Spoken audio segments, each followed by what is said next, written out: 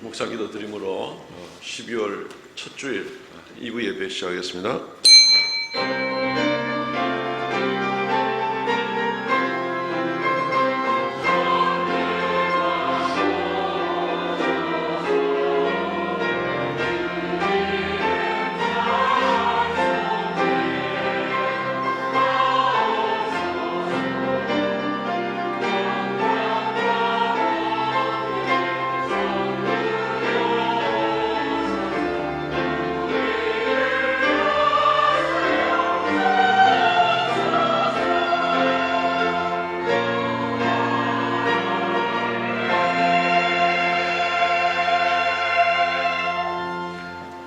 너희 모든 나라들아 여호와를 찬양하며 너희 모든 백성들아 그를 찬송할지어다.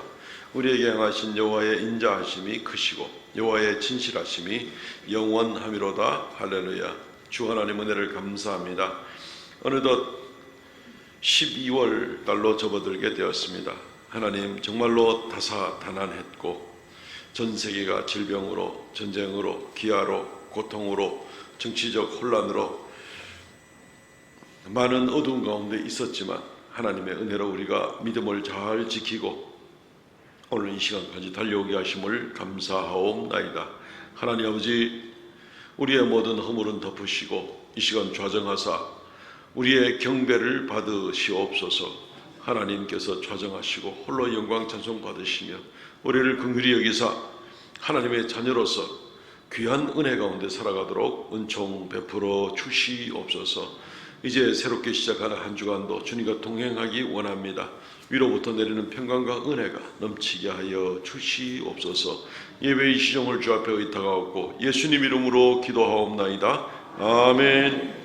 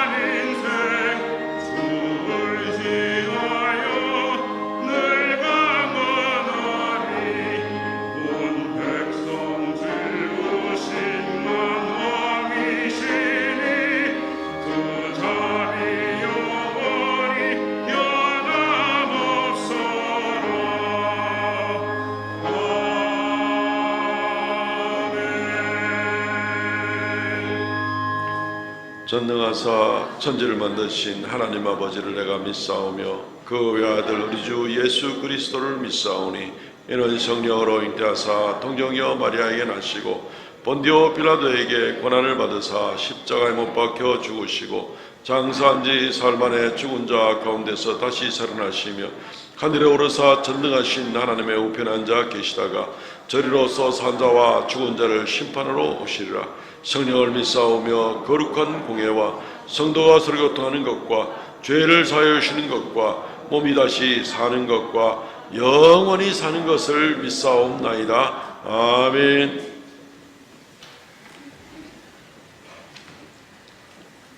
교독문 76번 요한복음 1장에 있는 말씀을 교독하겠습니다.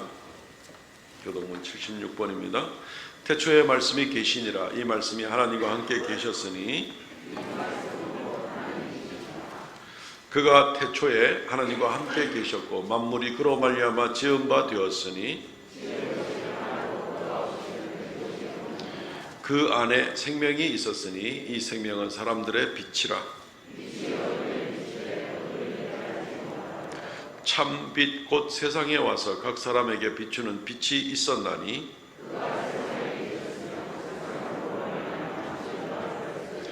세상이 그를 알지 못하였고 자기 땅에 오매 자기 백성이 영접하지 아니하였으나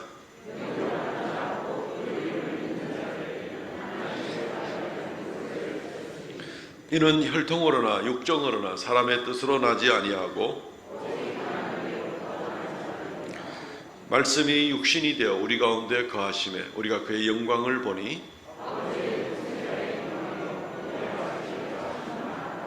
아멘.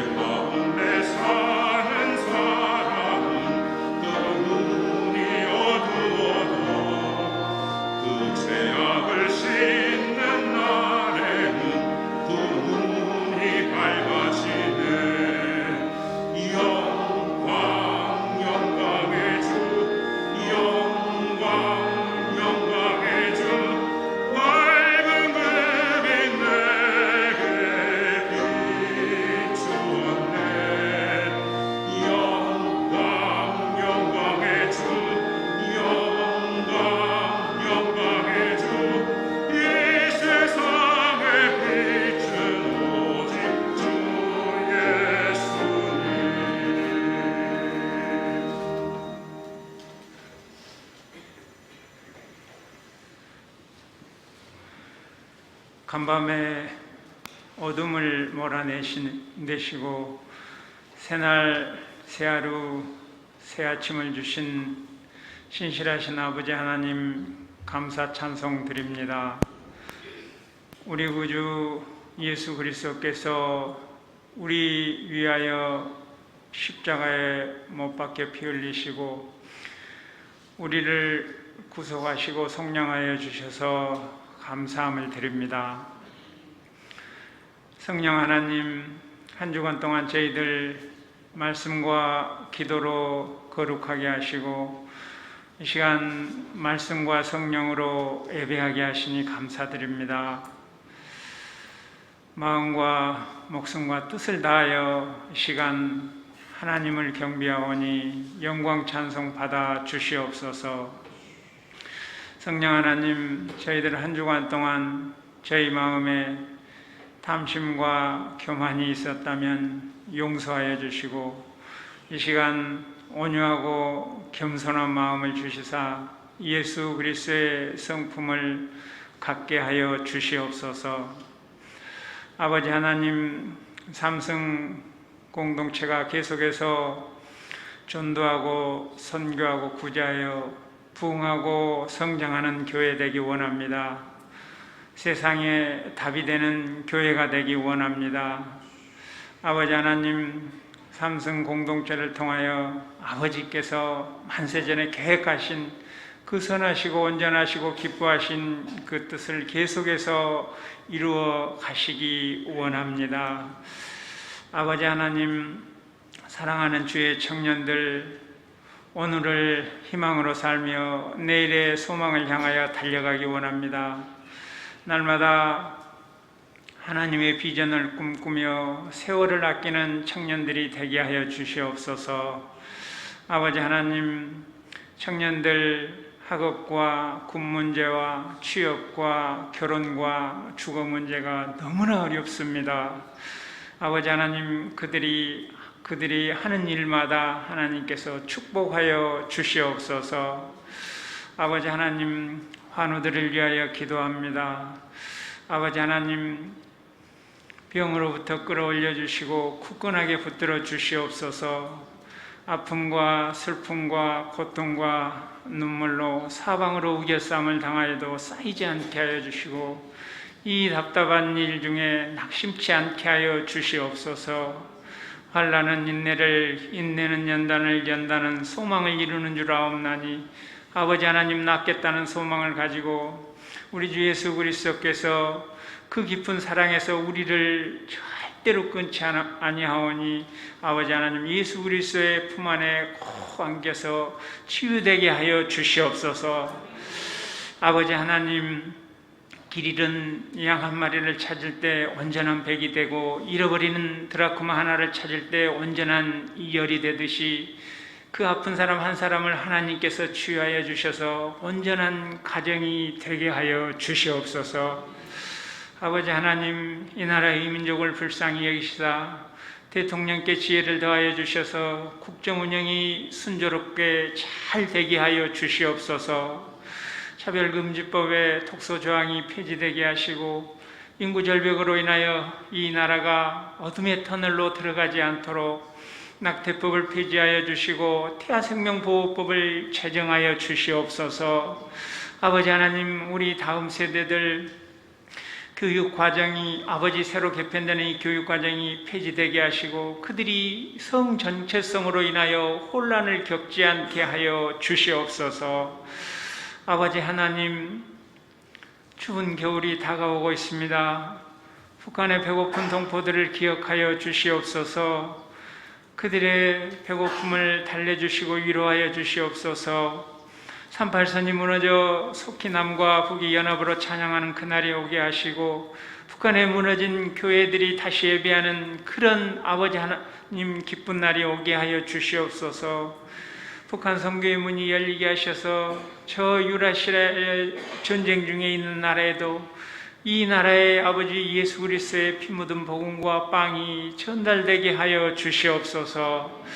아버지, 단위에 세우신 담임 목사님 신원을 강건케 하여 주시옵고 목회사역 위에 기름 부어 주시고 내년도 목회 비전 위에 기름 부어 주시옵소서.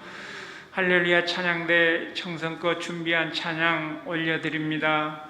아버지 하나님, 예수 그리스도의 복음이 땅끝까지 전파되듯이 이 찬양을 통하여 비인사탄 마귀 원수가 땅끝까지 물러가게 하시고 아버지 하나님, 때로는 바다같이 낮게 때로는 산같이 높게 크게 불러서 하나님께 큰 영광이 되게 하여 주시옵소서. 예수님의 이름으로 기도드리옵나이다.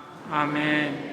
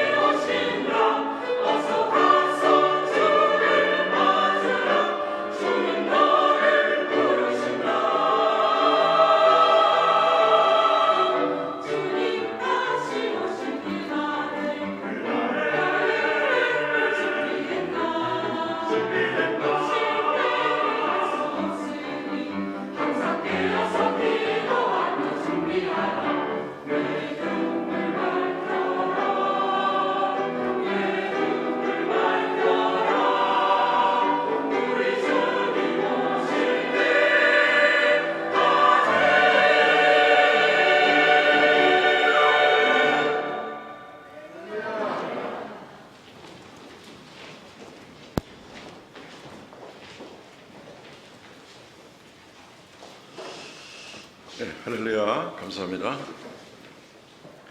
지휘자가 갑자기 바뀐 것 같은데, 네, 귀한 찬양 감사드립니다.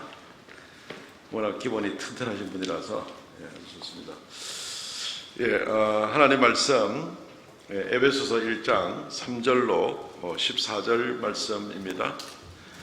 신약성경 에베소서 1장 3절로 14절 말씀 봉독하겠습니다.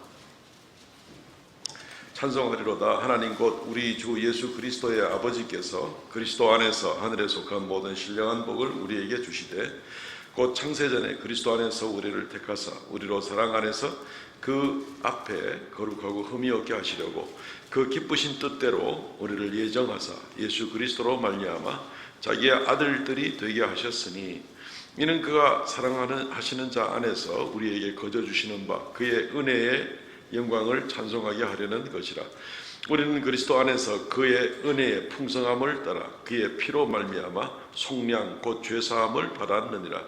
이는 그가 모든 지혜와 총명을 우리에게 넘치게 하사 그 뜻의 비밀을 우리에게 알리신 것이요 그의 기뻐하심을 따라 그리스도 안에서 때가 참 정륜을 위하여 예정하신 것이니 하늘에 있는 것이나 땅에 있는 것이나 다 그리스도 안에서 통일되게 하려 하심이라. 모든 일을 그의 뜻대로 그 뜻의 결정대로 일하시는 이의 계획을 따라 우리가 예정을 입어 그 안에서 기업이 되었으니 이는 우리가 그리스도 안에서 전부터 바라던 그의 영광의 찬송이 되게 하려 하심이라. 그 안에서 너희도 진리의 말씀 곧 너희의 구원의 복음을 듣고 그 안에서 또한 믿어 약속의 성령으로 인치심을 받았으니 이는 우리 기업의 보증이 되사 그 얻으신 것을 속량하시고 그의 영광을 찬송하게 하려 하심이라. 아멘. 오늘 이 말씀 중심으로 그의 영광을 찬송하라 라는 제목으로 말씀을 증거하겠습니다. 지난 주일 말씀드린 대로 오늘부터 에베소서 말씀을 묵상하고 상고하기를 원합니다. 에베소서는 사도 바울이 에베소의 교회, 에베소에 있는 성도들에게 보낸 그런 서신 글입니다. 우리가 편지글이라 그러면 대개는 좀 가벼운 내용으로 안부를 묻고 또 친근함을 전하고 하는 이제 좀 일상적인 이야기로 많이 쓰이지만 바울이 쓴 이 서신서, 신약 성경에 특별히 한 14권 정도, 27권 중에 14권 정도가 사도 바울의 서신서들인데 이 사도 바울의 서신서들은 그런 일상적인 내용과는 좀 다릅니다. 간단한 안부 외에는 본격적인 하나님의 위대한 구원의 역사를 이 서신글에 잘 정돈해서 전달하여서 그 수신자들로 하여금 믿음에 굳게 서게 하는 그 역할들을 하는 그런 것을 보게 되는 겁니다. 에베소서는 특별히 신약 성경의 교회론이다라고 할 정도로 교회에 대해서, 교회는 곧 우리죠. 하나님을 믿고 예수를 믿고 구원받은 우리가 곧 교회인데 우리의 그 교회의 시작과 또 교회에 나갈 방향과 사명과 교회의 목적과 교회의 질서와 이런 모든 것들에 대해서 에베소서 이 짧은 6장 안에 다 담고 있습니다. 정말로 위대한 서신글이다라고 볼 수가 있습니다. 20세기에, 지금 21세기죠. 20세기에 살았던 위대한 설교자 중에 아마 최고의 한 분을 꼽으라고 한다면 이 마틴 로이드 존스 목사님을 꼽을 수가 있을 겁니다. 1899년도에 출생해서 1981년도에 소천하신 분이고 오랜 시간 동안 런던의 웨스트민스터 채플, 웨스트민스터 예배 교회에서 오랫동안 목회하시면서 하나님 말씀을 증거하신 분입니다. 이분이 에베소서를 강해를 하기 위해서 매 주일마다 에베소서만 2년간 설교를 했습니다.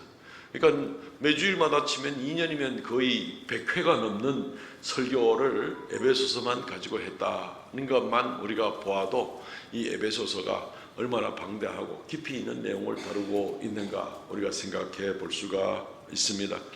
우리는 물론 우리 교회의 설교 스케줄에 따라서 그렇게 긴 시간 동안 에베소서만을 붙들고 있지는 못하고 에베소서의 중요한 그런 핵심적인 교리들과 그 말씀들을 본문을 몇 개 선택해서 이렇게 말씀을 증거하게 될 것입니다. 에베소서는 말 그대로 구원의 시작, 교회의 기초부터 교회의 완성까지 과거는 너희가 이전에는 너희가 어떤 모습이었는데 이제는 어떤 모습이고 앞으로는 어떤 모습이고 과거와 현재와 미래를 다 망라해주는 그런 종합적인 그런 메시지라고 볼 수가 있습니다. 그래서 오늘 첫 번째 시간으로 에베소 1장 3절로부터 14절까지를 통해서 교회의 기초, 곧 우리의 구원의 기초를 먼저 좀 상고해 보겠습니다. 우리 구원이 어떻게 시작된 것인가?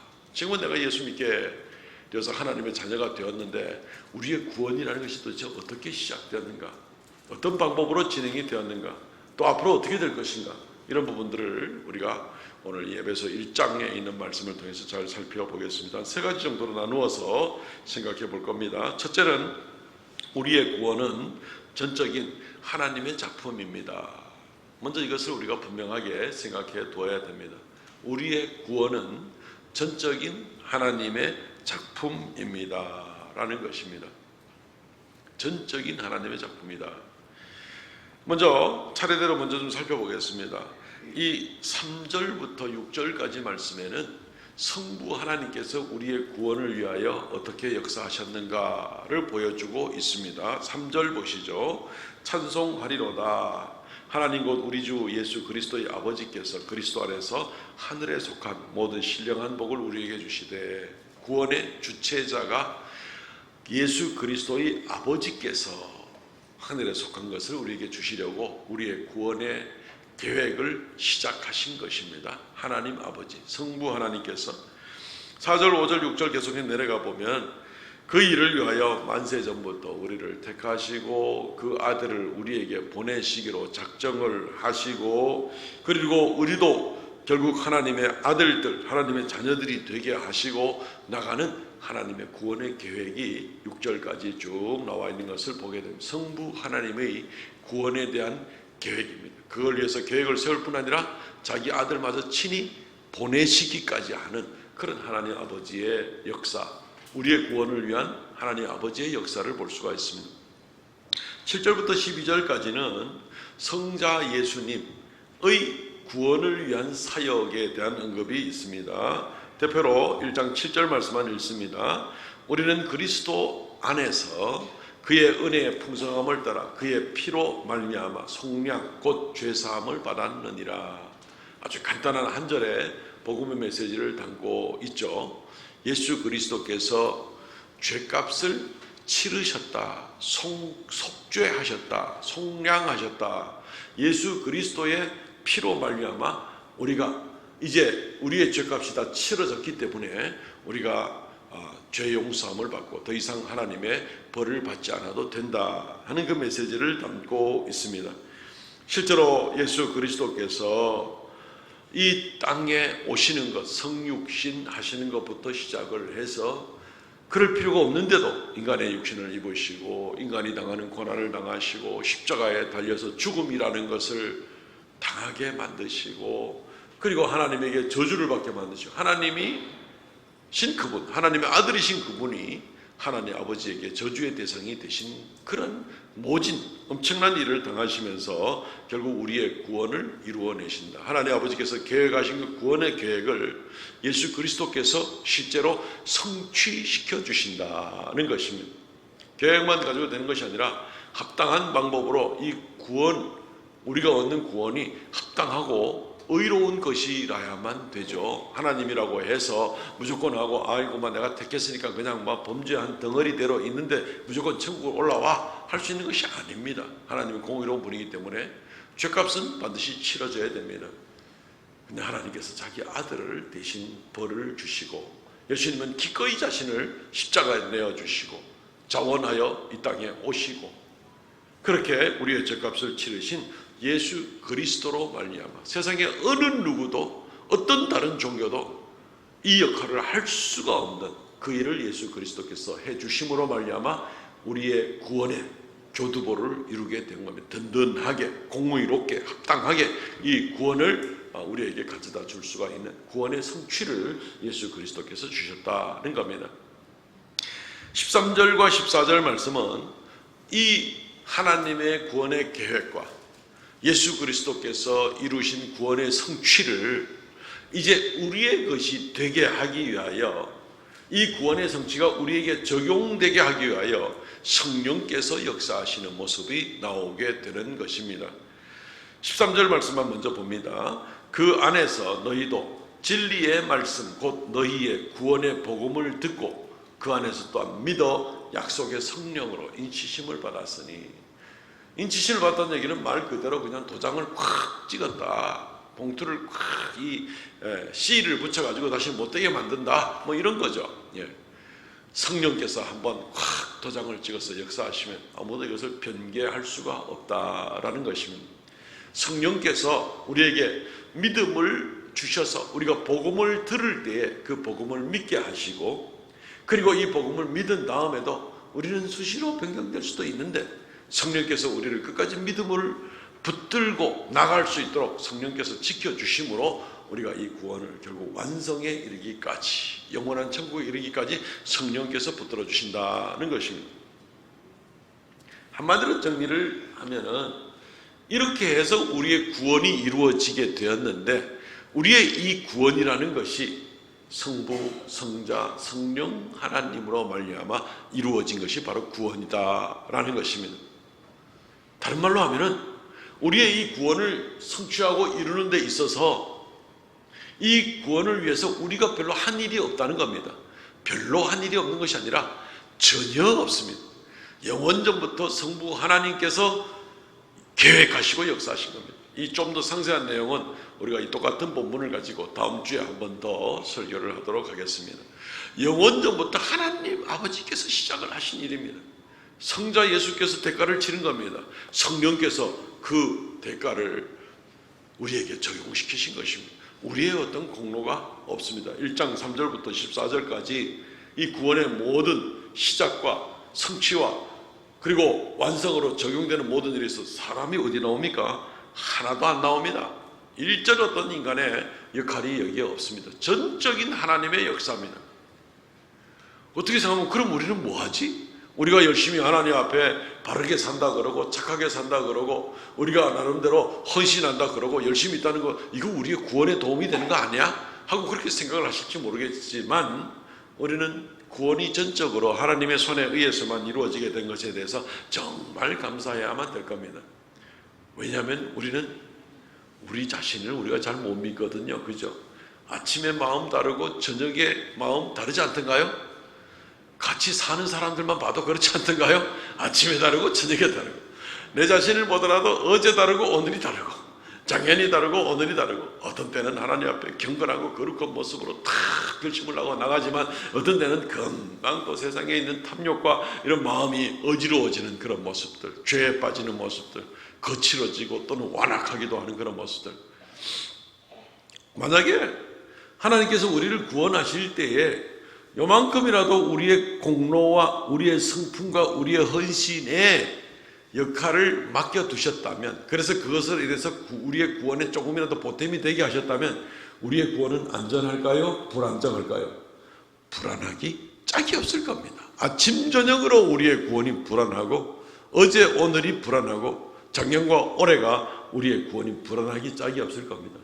전적으로 영원토록 변함없는 은혜가 사랑이 무한하신 전적인 하나님의 손에 처음부터 끝까지 이 구원의 계획과 성취와 적용이 맡겨짐으로 말미암아서 우리는 안전한 겁니다. 절대로 변할 리가 없기 때문에, 이것 때문에 우리가 얼마나 감사한지 모르는 것입니다.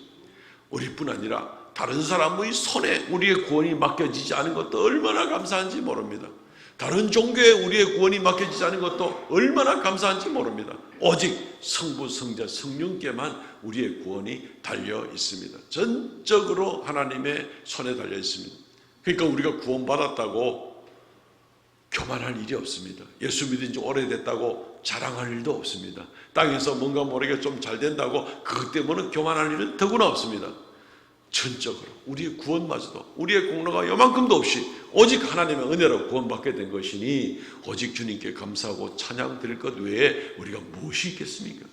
구원은 전적으로 성부, 성자, 성령 삼위 하나님의 은혜의 손길로 이루어진 것으로 믿으시고, 아멘. 조금도 여기에 대해서 흔들릴 필요도 없고 조금도 교만하게 살아갈 필요도 없는 것을 먼저 우리가 생각해 봐야 되겠습니다. 어떤 사람은 뭔가 모르고 예수 믿고 나서 뭔가 조금 잘 된다 싶어 하면 금방 교만해져 가지고 자기가 뭔가 된 모양인가 아직 정신을 못 차리고 있잖아요. 처음부터 끝까지, 영원부터 영원까지 온전히 성부, 성자, 성령 하나님에게만 구원의 역사, 구원의 계획, 구원이 이루어지게 되는 것입니다. 두 번째, 우리의 구원은 오직 그리스도 안에서만 받습니다. 유일한 길이라는 겁니다. 다른 길이 없다는 겁니다. 그리스도 예수 안에서만. 마치 물고기는 물에서만 살 수 있지, 물고기가 물 밖에 나오면은 금방 죽을 수밖에 없죠. 뉴스에 보내게 되니까 수십만 마리의 무슨 물고기 떼가 또는 심지어 수백 마리의 고래 떼가 그냥 나와서 주는데 어디 멀리 가서 죽지도 않더라고요. 해변에 나와가지고 한 5m만 물에서 떨어져도 다 그냥 해변에서 죽고 마는 거. 우리가 그 상식적으로 다 알고 있는, 물고기는 물에서만 살 수가 있겠죠. 우리의 죄 가운데 있던 영혼들이 죄 용서받고 영생을 얻고 그리고 하나님 나라를 기업으로 이어받는 이 영광의 처소에 나가려는 것은 딱 한 장소밖에 없습니다. 예수 그리스도 안에서만 우리가 구원을 받고 용서를 받고 영생을 얻고 영광의 기업을 받아 누릴 수 있는 딱 한 길, 예수 그리스도 안에서, 그거밖에 없는 것입니다. 오늘 우리가 읽은 이 1장 3절로부터 14절 말씀까지는 12절밖에 되지 않는 말씀이죠. 길다면 길고 짧다면 짧은 말씀인데 이 12절 말씀 가운데 그 안에서라는 말이 10번이나 나옵니다. 12절 가운데. 그리고 그로 인하여, 그 피로 말미암아, 이것도 역시 그의 안에서라는 말 같은 동의어라고 보여지게 되면 요거까지 포함하면 12절 안에 12번이나 나옵니다. 그러니까 거의 매절마다 한 번씩 나온다 보면 되겠습니다. 얼마나 강조하는 메시지인지 한번 직접 우리 눈으로 확인을 해보죠. 무엇을 얻는 데 있어서 반드시 그 안에 있어야 되는 것인가 하는 것을 우리가 우리 눈으로 직접 확인해 보는 겁니다. 오늘 1장 3절부터 14절까지 다시 확인합니다. 스크린을 통해서 예수 그리스도 안에서라는 말에 우리 방송팀이 아주 멋지게 이렇게 디자인을 해서 칼라로 이렇게 강조 표시를 해 놓았습니다.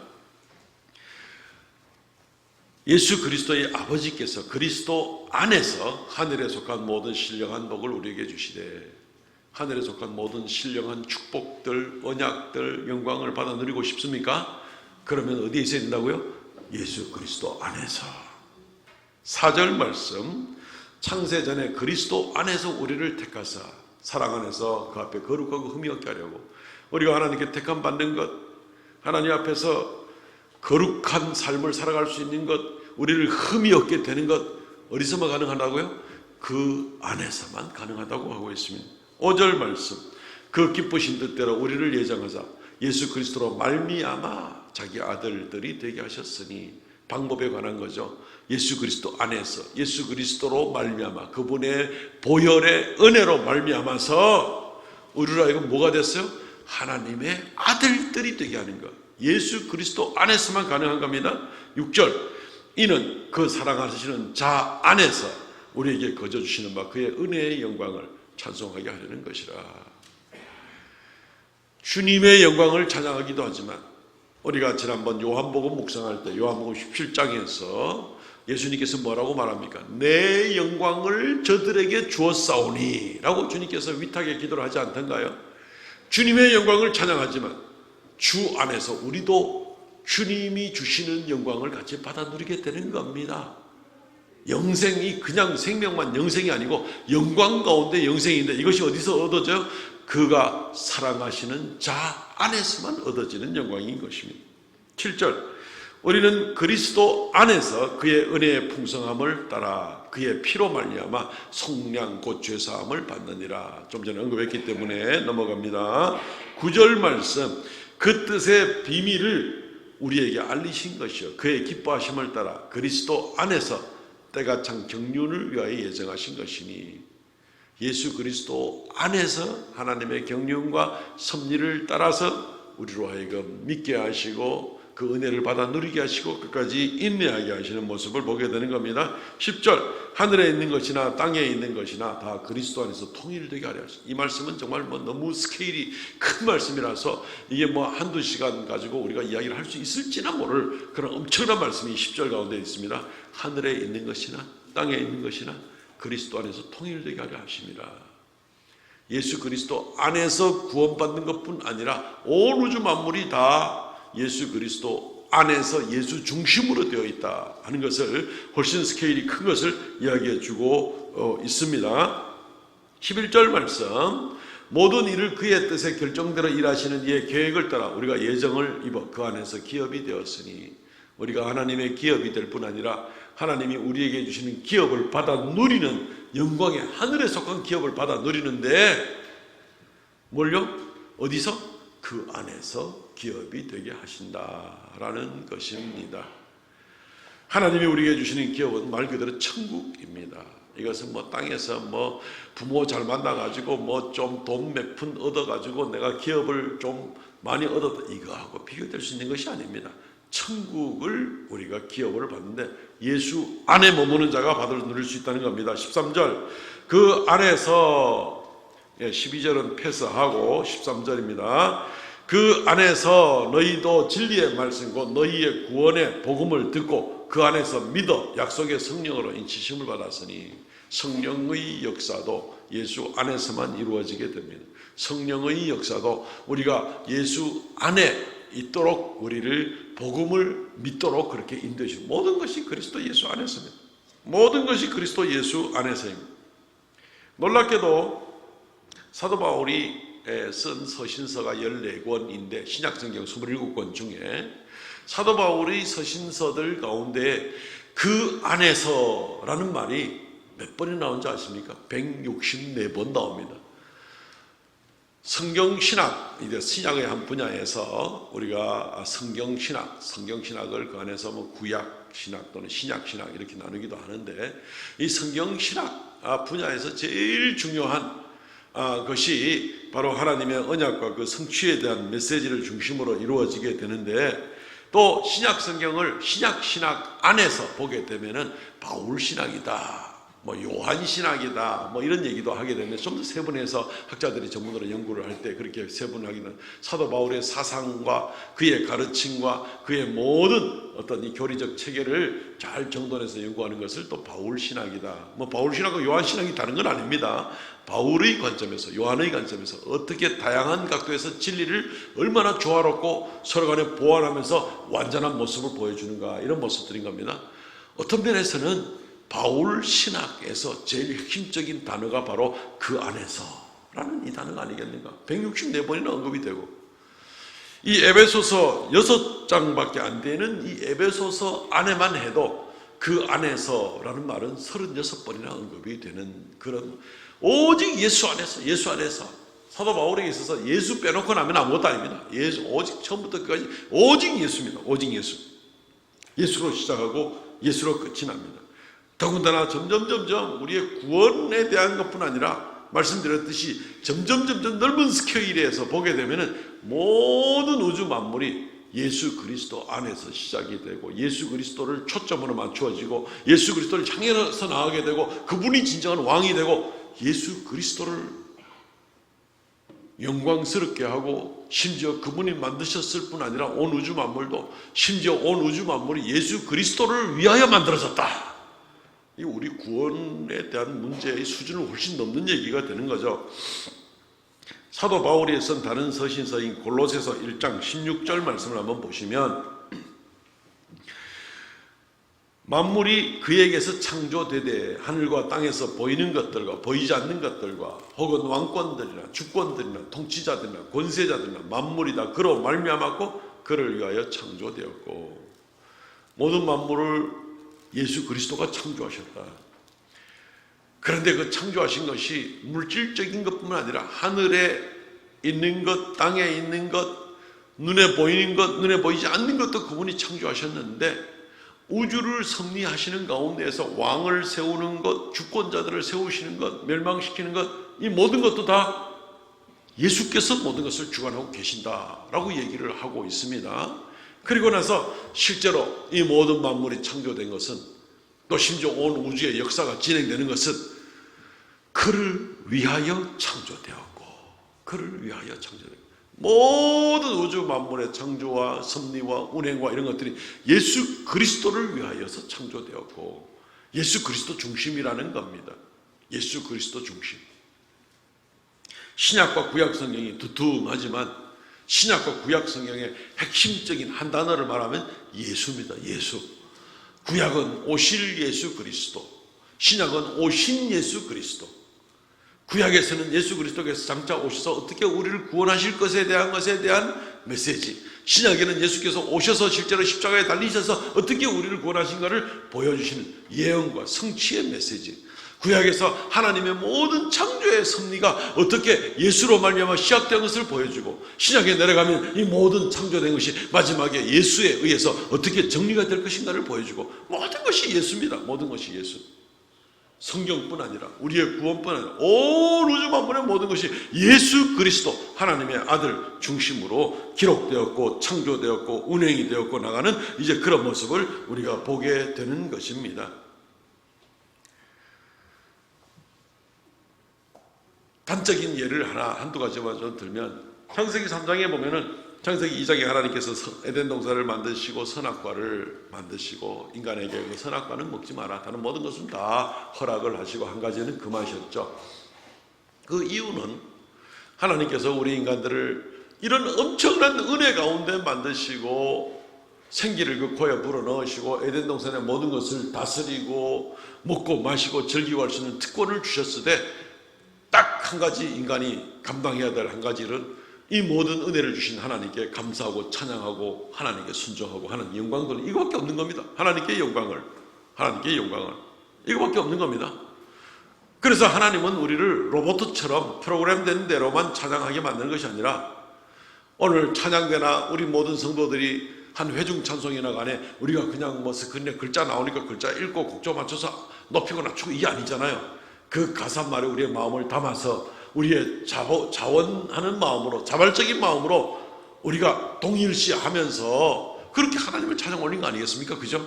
그렇게 찬양 안 불렀으면 그 찬양 다 이제 헛것이죠.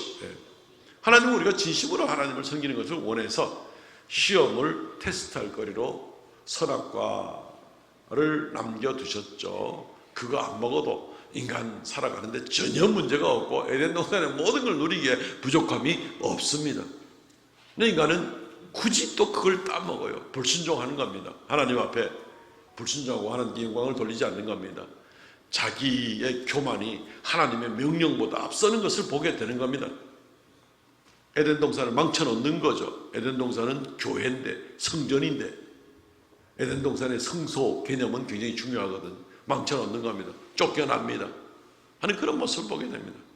그러나 하나님의 모든 은혜로 베푸신 것을 인간의 교만과 악함으로 망쳐놓는 그 현장에서도 하나님은 이들을 예수 그리스도에게로 인도하기를 원하시는 겁니다. 다시 회복시키기 위해서. 그래서 짐승을 잡아서 피 흘리게 하고 그 짐승의 가죽을 가지고 아담과 하와의 옷을 지어 입히는 모습을 보게 되는 겁니다. 아, 가죽 옷이 좋겠네, 이게 아니라 핵심적인 포인트는 짐승을 잡아 죽였다는 겁니다. 죄는 아담과 하와가 지었는데 짐승이 마치 대신 값을 치르는 것처럼 죽임을 당하는 그 모습을 보게 되는 것입니다. 물론 짐승의 죽음이, 희생이 아담과 하와의 죄를 덮지는 못하지만 이것은 장차 우리의 죄를 다 죄값을 치르실 예수님에 대한 모형적인 모습으로서 이 짐승의 피를 흘리게 만드는 예수님, 하나님의 모습인 것입니다. 처음부터 우리를 예수에게로 이끄시는, 어떤 경우에 있더라도 우리를 살려서 예수에게 나오게 하고 그 안에서 구원받게 하시려는 그런 하나님의 계획이 창세기 3장부터 벌써 나오는 것을 보게 되는 겁니다. 하나님은 우리에게 율법을 주셨습니다. 율법의 여러 가지 개념 분야에서의 그런 율법이 있죠.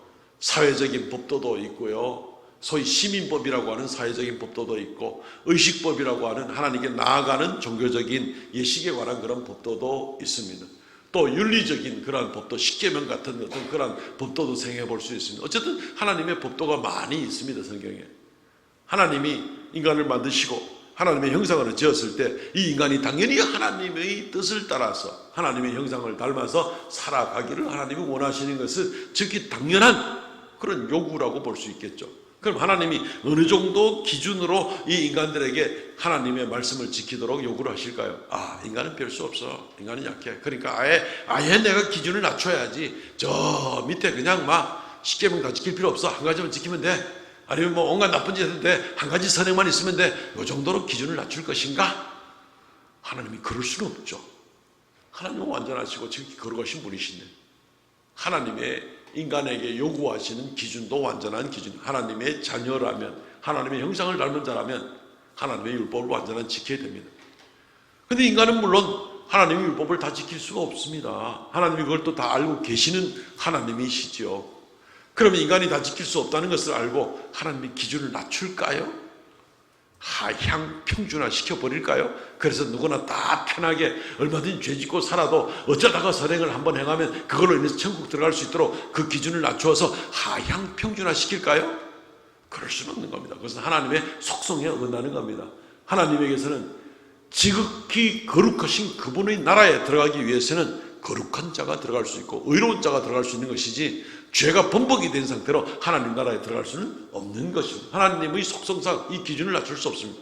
그럼 기준은 낮출 수 없고, 인간들은 어떤 수단과 방법을 아무리 노력을 해도 이 기준에 만족할 수 없고, 그러면 결국 다 멸망당해야 되고, 그럼 만들어 놓고 하나님이 다 멸망시켜야 되는 그런 결과가 오게 되고, 이걸 어떻게 감당을 할까? 우리 그리스도인 부모들이 때때로 자녀들을 양육시킬 때 굉장히 잘못시키는 부분들이 있습니다. 어떤가 하면요, 자녀들의 기준을 자녀들의 눈높이에 맞추어서 하향 평준화시키는 겁니다. 요즘은 시대가 다 그러니까 어쩔 수가 없어. 결혼 전에 뭐 다 동거하고 애 낳고 해도 뭐 어쩔 수 없는 거야. 요즘 세상이 다 그렇잖아. 결혼만 해주는 거에도 얼마나 고마운데, 애 낳아주는 거에도 얼마나 고마운데, 스스로 하향 평준화를 시켜버리는 겁니다. 주의를 뭐 그리 꼭 지킬 필요 있나? 11조를 꼭 내고 그래 하나님의 의무적인 삶을 감당할 필요 있나? 요즘 세상이 얼마나 먹고 살기 힘든 세상인데, 얼마나 바쁜 세상인데 하향 평준화를 시킵니다. 요즘 입시가 얼마나 어려운데 주일에 어떻게 뭐 교회 가서 어떻게 예배를 드릴 수 있겠어? 괜찮아. 나중에 여건 좋아지면 돌아오면 돼. 스스로 하향 평준화 시킵니다. 하나님이 같이 하향 평준화 될까요? 그렇게 되지 않습니다. 자기 혼자 하향 평준화 시켜서 결국 자기 신앙도 까먹고 자식인 생명을 망쳐버리고 온 집안을 그냥 폐가망신하게 만드는 그 비법을 쓰고 있는 부모들이 더러더러 얼마든지 있다는 겁니다. 그것은 인간적인 생각이지 하나님의 기준은 그게 아닙니다. 하나님의 기준은 뭡니까? 하나님은 하나님의 속성 때문에 기준을 낮출 수가 없습니다. 인간이 못 지킬 것도 압니다. 시대가 그렇게 되는 거 하나님 다 압니다. 인간이 죄의 유혹에 연약한 줄도 압니다. 그렇다고 하나님 기준을 낮추지는 않습니다. 하나님의 해결책은 뭡니까? 그 기준에 도달하지 못해서 벌을 받아야 될 인간들을 위해서 하나님이 그 값을 대신 치르는 겁니다. 하나님이 자기 아들을 보내서 인간의 악한 죄악들에 대해서 하나님이 자기 아들을 대신 희생시킴으로 말미암아서 벌은 벌대로 완전하게 자기 아들이 받게 만들고 그 안에서 구원받게 만드시는 지극히 합리적이고 공의로운 방법으로 대가가 치러졌기 때문에, 그래서 구원을 정당한 방법으로 하나님의 형상을 따라 지원받은 백성들이 여전히 죄 가운데 있고 여전히 부족하다 할지라도 그들을 구원해낼 방법을 취하는데 지극히 정당한 방법으로 구원해내는 것입니다. 자녀들이 이 시대가 어쩌고 저쩌고 하면서 하향 평준화를 요구하게 되고 막 그런 일이 있을 때 부모가 먼저 유혹된다는 것은 뭐 더 이상 말할 필요도 없고 별 가능성이 없습니다. 힘들어지면 정신 바짝 차려야 됩니다. 그런데 만약에 부모가 정신을 차리고 있는데도 자녀들이 세대가 그러하니까 어쩔 수가 없다고 나가게 될 때 어떤 모습입니까? 어떻게 해야 됩니까? 하나님 흉내를 내야 되죠. 하나님의 어떤 방법을 쳐야 되죠. 기준을 낮추지 마세요. 하나님의 이 표준, 이 레벨을 낮추지 마시고 여전히 엄하게 내 스스로도 그렇게 말씀을 따라갈 뿐 아니라 자녀들도 그 말씀에 따라가야 된다고 엄하게 가르치고 나가시되 자녀들이 이루지 못하는 부분에서는 어떻게 됩니까? 부모가 책임지십시오. 부모가 희생하십시오. 부모가 거기에 대해서 어떤 피눈물을 흘리더라도 부모가 책임을 지고 그래서 가문을 살리고 믿음의 가정을 살리고 이게 하나님의 방법 아니었습니까? 지금 그거 우리 흉내낼 수 있잖아요. 자기도 책임 안 지고 하향 표준화시키고 이 세상이 다 그러니까 하면서 합리화시키고 나오고 이건 뭐 어떻게 되자는 건지 큰일 날 일이 되는 것입니다. 우리는 연약합니다. 세상이 점점 악해질 것도 알고 있습니다. 그렇게 더욱 하나님을 바라보고 하나님의 방법을 가지고 우리가 가정을 잘 이끌어 나가야 될 것입니다. 우리 주님께서 우리에게 주신 도저히 불가능하기까지 한 그 일을 하나님께서는 그리스도 안에서 이 일을 감당하게 하시고 죄 용서받게 하시고 구원하시고 자기 아들을 희생하심으로 말미암아서 우리에게 천국의 기업을 허락하시는 그 하나님, 오직 그 안에서 예수 안에서만 숨 쉴 수 있고 예수 안에서만 죄 용서받고 예수 안에서만 영생을 얻을 수 있고 예수 안에서만 하나님의 자녀가 되고 예수 안에서만 영원한 기업을 받아 영광을 누릴 수 있는 다른 길은 없습니다. 다른 어떤 지도자, 다른 어떤 국가, 다른 어떤 종교, 우주의 어떤 다른 어떤 무엇을 통해서 얻을 수 있는 게 아닙니다. 오직 그 안에서만 우리가 숨쉬고 그 안에서만 우리가 하나님의 은혜와 영광을 받아 누릴 수가 있게 되는 것입니다. 이것이 우리 구원에 대한 가장 기본적인 내용들입니다. 절대로 이 부분이 흔들리거나 이 부분이 의심되거나 이 부분에 대해서 왜곡하거나 하는 그런 부분들이 있을 수는 없습니다. 오직 예수 안에 굳건히 서시기를 바랍니다. 마지막으로 우리의 구원은 그의 영광을 찬송하게 하려는 것입니다. 우리의 구원은 그의 영광, 예수 그리스도의 영광을 찬송하게 하려는 것입니다. 당연하겠죠. 우리가 주님께 지음 받은 것만 해도 죄 안 짓고 처음부터 여지껏 수천 년, 수만 년이 지나도록 죄 하나도 안 짓고 산다 하더라도 우리는 하나님의 영광을 찬양해야 됩니다. 하나님의 위대하심 때문에, 하나님이 우리의 창조주라는 것 때문에 당연히 하나님께 찬양을 돌리고 영광을 돌리는, 하나님이 그걸 보고 기뻐하시는 겁니다. 하나님 만드신 피조물들이 하나님의 일반 은총 가운데, 질서 가운데, 평안 가운데 살아갈 수 있게 될 때 하나님이 그것을 기뻐하십니다. 그게 하나님께 영광 돌리는 겁니다. 하나님의 위대하심과 창조 사역 때문에라도 영원토록 그분께 영광과 찬송을 돌려야 되는데 하물며 하나님을 배신하고 불순종하고 죄 가운데 머물러 살다가 지옥으로 떨어질 수밖에 없는 그런 우리들을 하나님이 자기의 아들을 희생시키셔서 우리를 구원하셨다면 우리는 얼마나 그 은혜에 감사하고 살아야 될 것인가. 얼마나 그분에게 얼마나 더 당연히 10곱절, 100곱절, 1000곱절 하나님 앞에 더 감사하고 더 영광을 돌리며 살아야 될 것인가. 그렇지 않으면 큰일 날 뻔한 우리들 아니었습니까? 그러기에 오늘 이 말씀들 가운데에서 우리가 구원의 근본적인 이 구조, 구원의 교회의 기본 기초의 이 방향성은 하나님께 영광을 돌리는 것이다. 교회라는 것은 하나님의 영광을 담아서 영생과 기업을 주시는 것이 바로 교회지만 교회의 본질은, 우리의 본질은 원래는 썩어 죄악 가운데 심판받을 것이 바로 교회였어요. 교회도 아니었죠. 그러다가 그들을 불러서 우리를 교회로 만들어 주신 거예요. 그러니까 당연히 그분에게 얼마나 영광 돌려야 됩니까? 예수 그리스도가 교회를 만드신 분이고 예수 그리스도가 교회의 머리가 되신 분이고 이 교회를 세우기 위해서 자신의 생명을 희생하신 분이 예수 그리스도이시고, 그러니까 당연히 그분에게 영광을 돌려야 됩니다. 교회의 영광은 바로 그리스도입니다. 우리가 교만해진다든가 우리 교회가 얼마나 큰데 교인이 얼마나 모이는데 우리 교회가 얼마나 사회 전반의 전개까지 영향력이 있는데 다 웃기는 얘기들입니다. 아무 의미가 없는 얘기들입니다. 오직 교회를 통해서는 그리스도 예수만 영광을 받으셔야 됩니다. 우리 개인의 삶에 있어서 우리 공동체에 있어서 예수 그리스도만 영광을 받으셔야 되는, 그것이 우리의 목적이고 당연한 겁니다. 그것이 하나님을 기쁘시게 하는 것이니까 또한 당연한 일이 되는 것이고요. 그래서 오늘 6절 말씀을 한번 보시면 이는 그가 사랑하시는 자 안에서 우리에게 거저 주시는 바 그의 은혜의 영광을 찬송하게 하려는 것이라. 3절부터 6절까지는 성부 하나님께서 이런 놀라운 구원의 계획을 가지신 이러한 은혜를 베푸시는 그 목적이 그의 은혜의 영광을 찬송하게 하려는 것이다. 12절 말씀 보시죠. 이는 우리가 그리스도 안에서 전부터 바르던 그의 영광의 찬송이 되게 하려 하십니다. 또 똑같은 말이 반복되죠.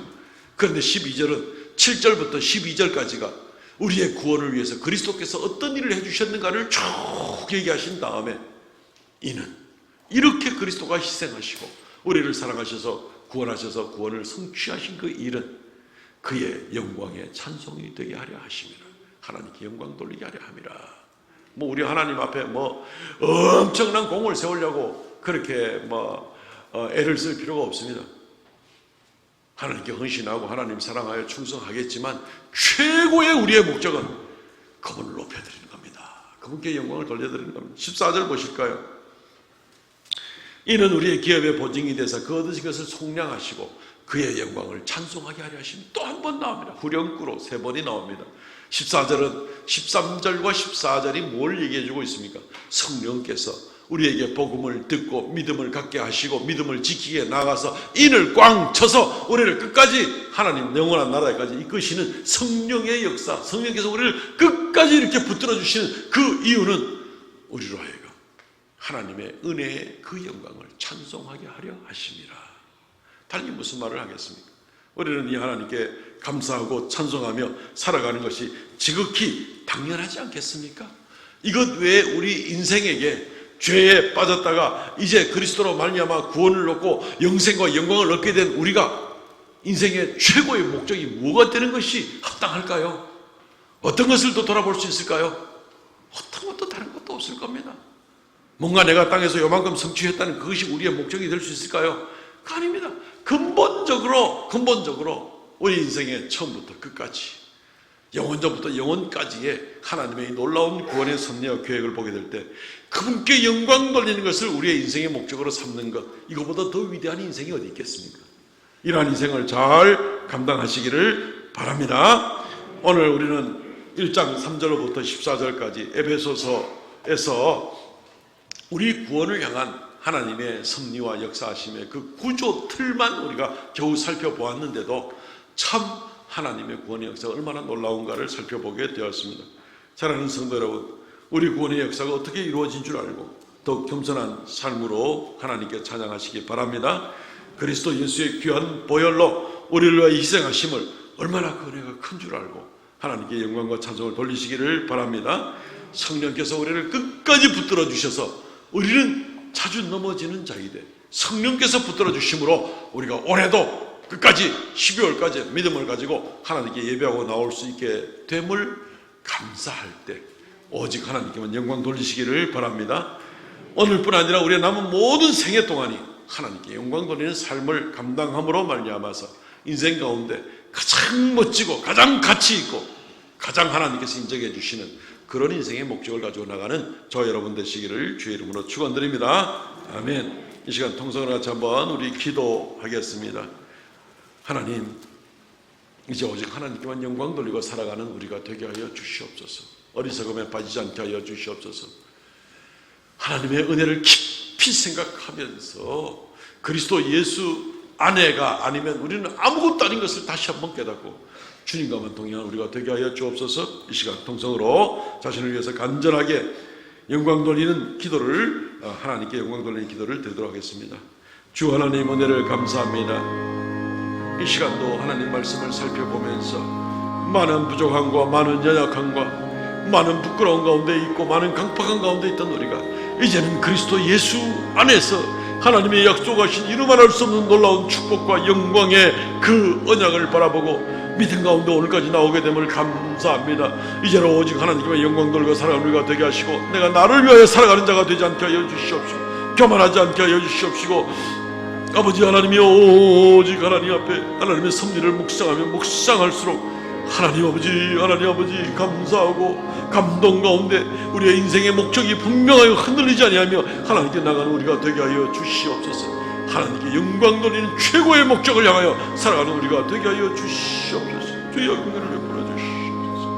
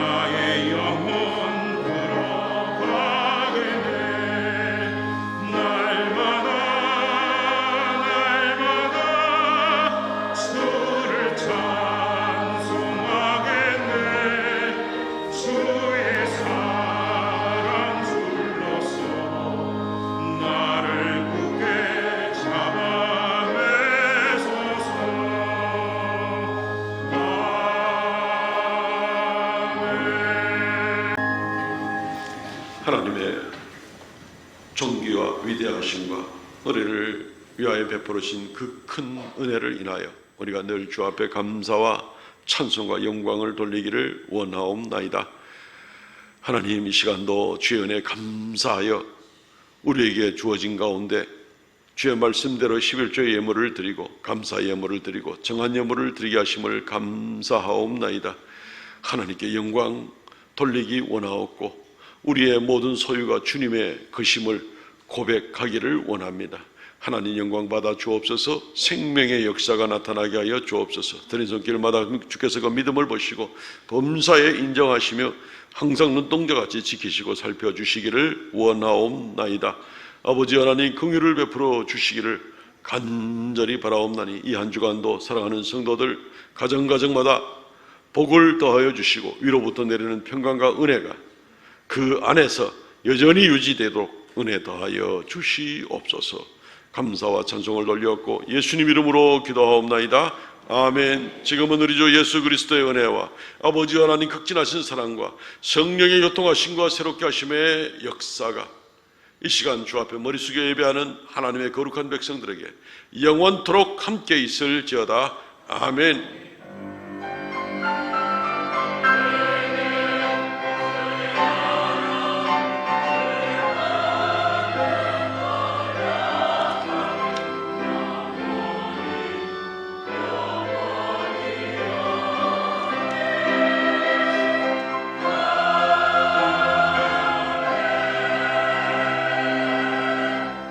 아멘. 예배를 마쳤습니다. 우리 성도들의 교제 시간입니다. 전후적으로 인사하시죠. 오직 주님께 영광을, 오직 주님께 영광을 돌립니다. 오직 주님께 영광을.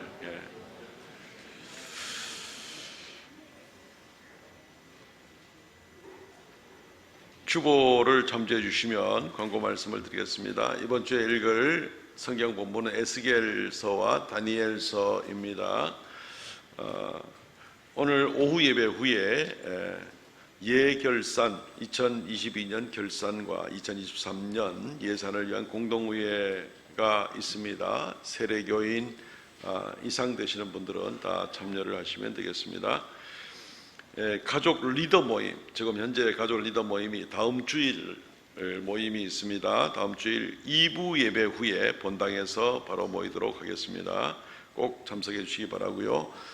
기아 대책과 함께하는 찬양 콘서트가 있습니다. 다음 주일 오후 예배 시간에 진행이 되겠습니다. 홍보대사로 CCM 가수인 유은성 씨가 오셔서 인도를 해 주시도록 하겠습니다. 많은 은혜 받고 도전 받고 또 하나님을 향한 또 선한 봉사를 감당할 수 있는 그런 기회가 되면 좋겠습니다. 많이 기대해 주시기 바랍니다. 2023년도에 성결 각 기관 임원 명단이 주보 3면에 있습니다. 참고해 주시고 많이 격려해 주시고 또 협조해 주시기를 바랍니다. 2023년도 교회학교 부서 부장들을 임명합니다. 임명은 지금 하지만 2023년 1월 첫 주부터 실제 사역을 하고 12월 한 달 동안 또 내년을 위한 준비를 뒤에서 감당해야 되기 때문에 늘 12월 첫 주에 먼저 임명을 하게 됩니다. 유치부의 이성희 장립사님, 초등 1부의 박종명 장립사님, 초등 2부의 전향숙 권사님, 중고등부의 공민규 장립사님, 다윗 여호수아 공동체 차태범 장립사님, 2부 주교는 윤명수 장립사님, 총괄 총무로 김성민 장립사님이십니다. 많은 수고 부탁드립니다. 이번 주 금요 기도회 봉사는 제5여전도회입니다. 오늘 점심 식사는 김영숙 집사님 가정에서 섬깁니다. 감사드립니다. 성경 완독자 김은희 권사님, 김진숙 권사님, 장금남 권사님, 차영자 권사님 수고 많으셨습니다. 일어나서 폐회성 부르고 마칩니다.